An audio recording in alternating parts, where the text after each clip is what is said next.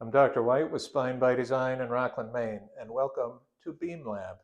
We took some construction lasers and set them up to help illustrate the concepts of beam divergence and projection distortion.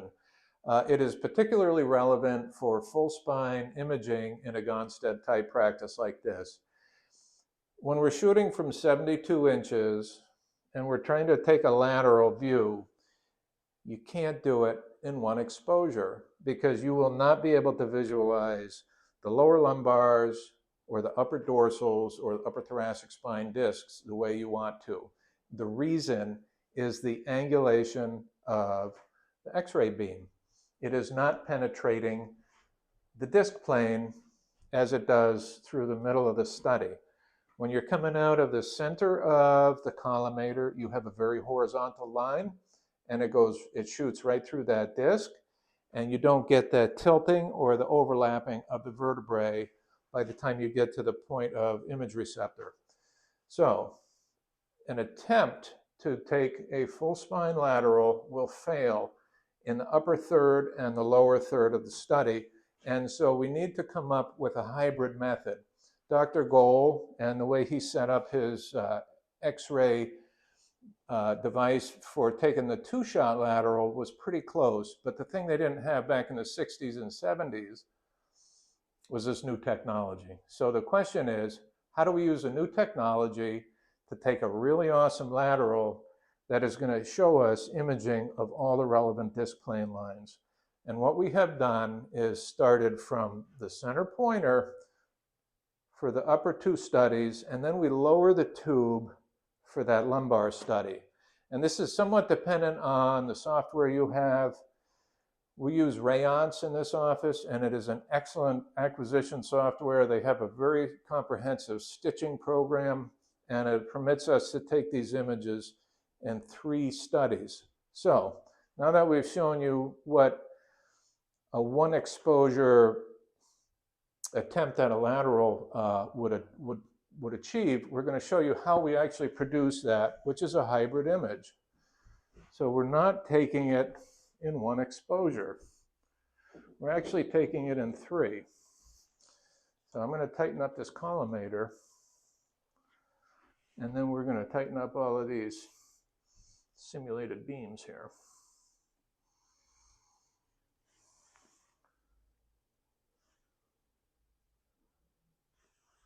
Now what you're going to see on the wall is that the amount of relative divergence of those red lines is not nearly what it was before. That's why we're taking these studies in pieces and then using the new technology. You have almost parallel beams at this point, okay? One of the challenges is the C7T1 disc.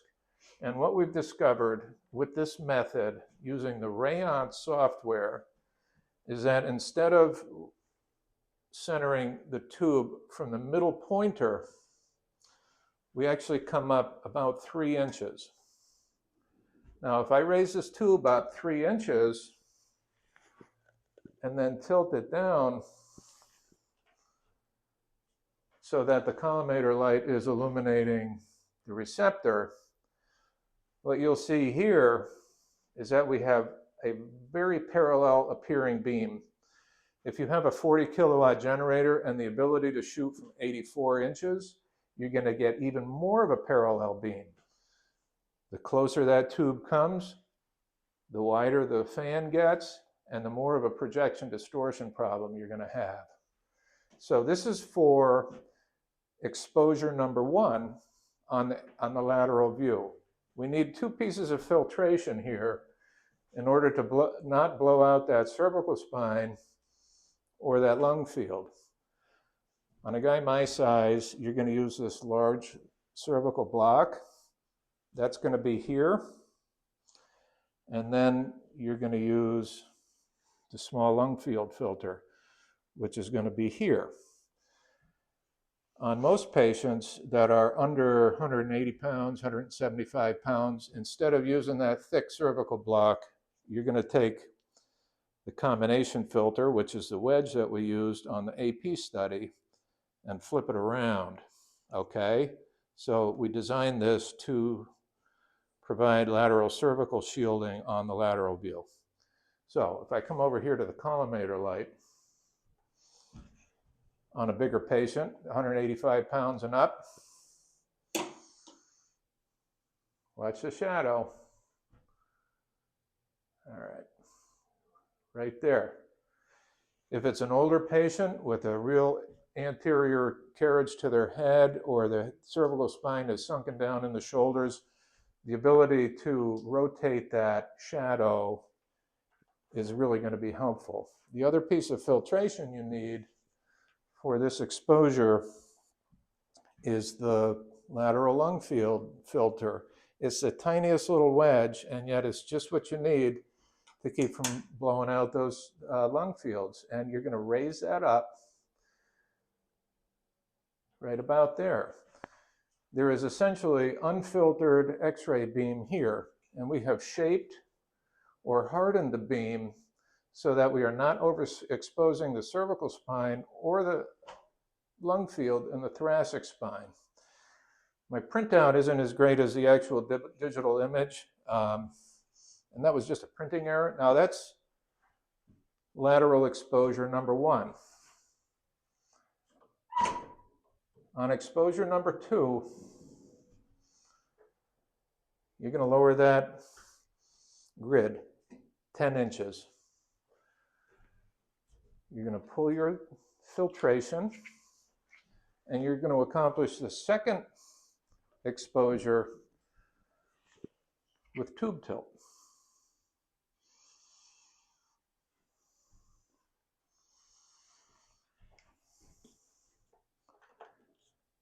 And on that exposure,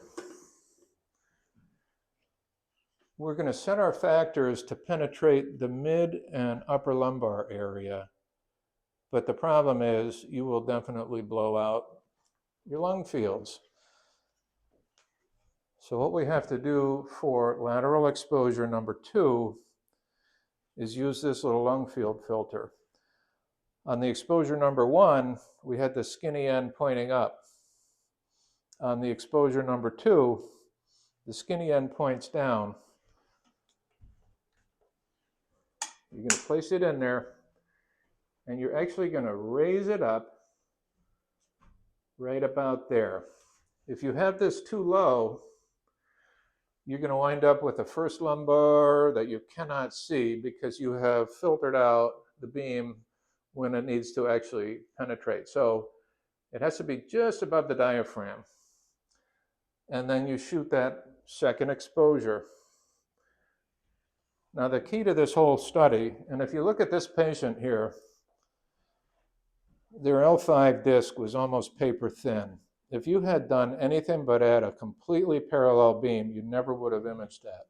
And on that disc, having the tube offset by an inch or two so that your beam is not very parallel going through there, you would never see that. And it can get very confusing when you're trying to determine if they have a relative posteriority or anteriority of L5. So this is how we handle that, taking this study. You're going to lower this down 10 inches again.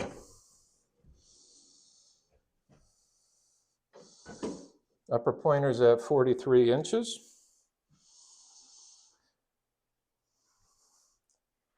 And you can see that the center of the receptor is right at L5 there.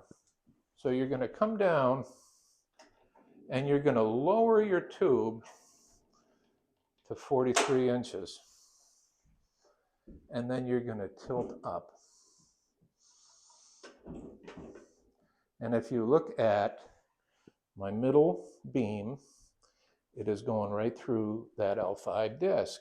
If you watch that middle beam right there, we nailed it, okay?